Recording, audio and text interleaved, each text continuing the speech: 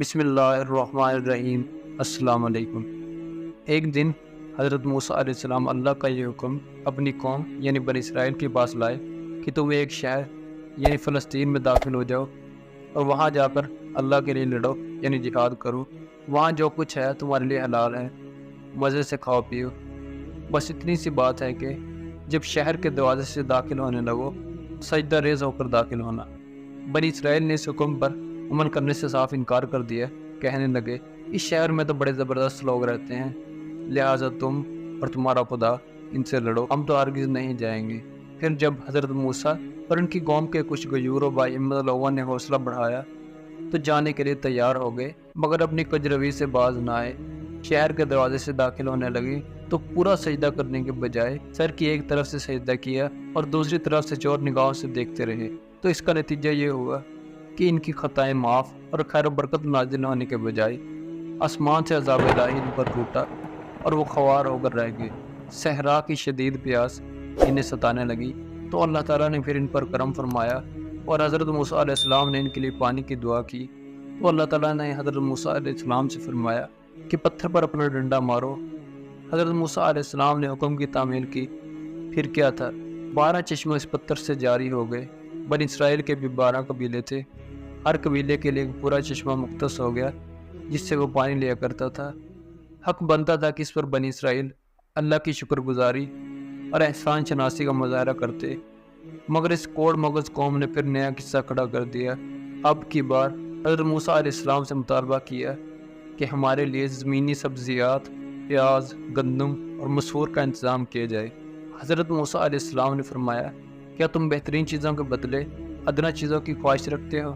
لہٰذا تم یہاں سے نکل جاؤ، شہر میں تمہاری مطلوبہ چیزیں تمہیں مل جائیں گی۔ اور کفران نعمت کی سزا کے طور پر اللہ نے انہیں صحرا سینا میں بھٹکا دیا۔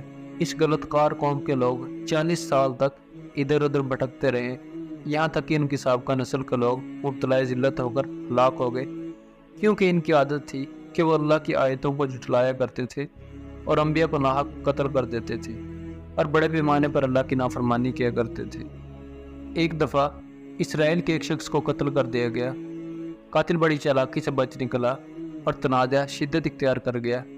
اللہ تعالیٰ نے حضرت موسیٰ علیہ السلام پر وحی نازل کی کہ ان سے کہو کہ ایک گائے ذبح کریں۔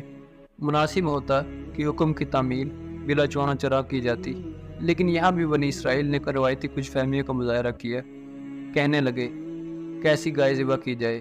ارشاد ہوا نہ زیادہ پکی عمر کی ہو اور نہ بچیا ہو، بلکہ درمیانی قسم کی ہونی چاہیے۔ پوچھنے لگے اس کا رنگ کیسا ہو؟ جواب ملا زرد رنگ کی گائے ہو جو بھڑکیلا سا نگاہوں کو خوش کر دینے والا رنگ ہو۔ بولے اچھا مزید یہ بھی بتا دیجئے کہ اس میں اور کون کون سے خواص ہوں؟ ارشاد ہوا وہ بے داغ ہونی چاہیے، نہ اسے زمین جوتی گئی ہو، نہ کھیتوں کو پانی پلایا گیا ہو۔ کہنے لگے اب آپ نے پتے کی بات کی ہے، ہم انشاءاللہ حسب ہدایت عمل کریں گے۔ اب جناب مطلوبہ گائے کی تلاش شروع ہوئی تو مشکل سے ایک ہی ایسی گائے ملی جو کسی غریب یتیم کی تھی۔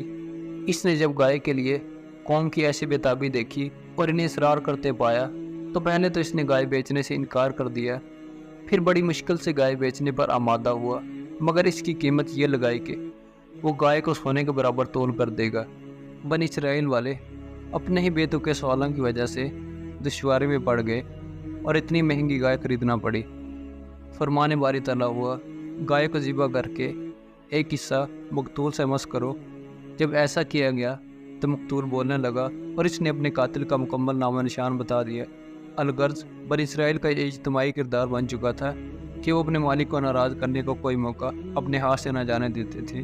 وعدہ کرتے تو وعدہ خلافی کرتے، قطع رحمی ان میں عام تھی، پرلے درجے کے فسادی تھے۔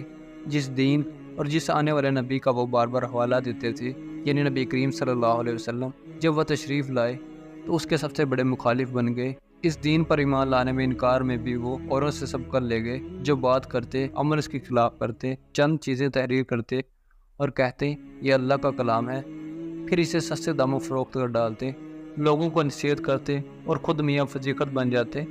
احسان فراموشی اور ناشکری میں ان کا کوئی ثانی نہیں تھا۔ یہ سارے اوصاف آج بھی ان کی گٹی میں پڑے ہوئے ہیں۔ اگر آپ کو یہ ویڈیو پسند آئے تو اسے لائک اور چینل کو سبسکرائب کر دیں۔ تو تو ملتے ہیں آپ سے نیکسٹ ویڈیو میں، تب تک کے لیے اپنا بہت سا خیال رکھیے گا۔ اللہ حافظ۔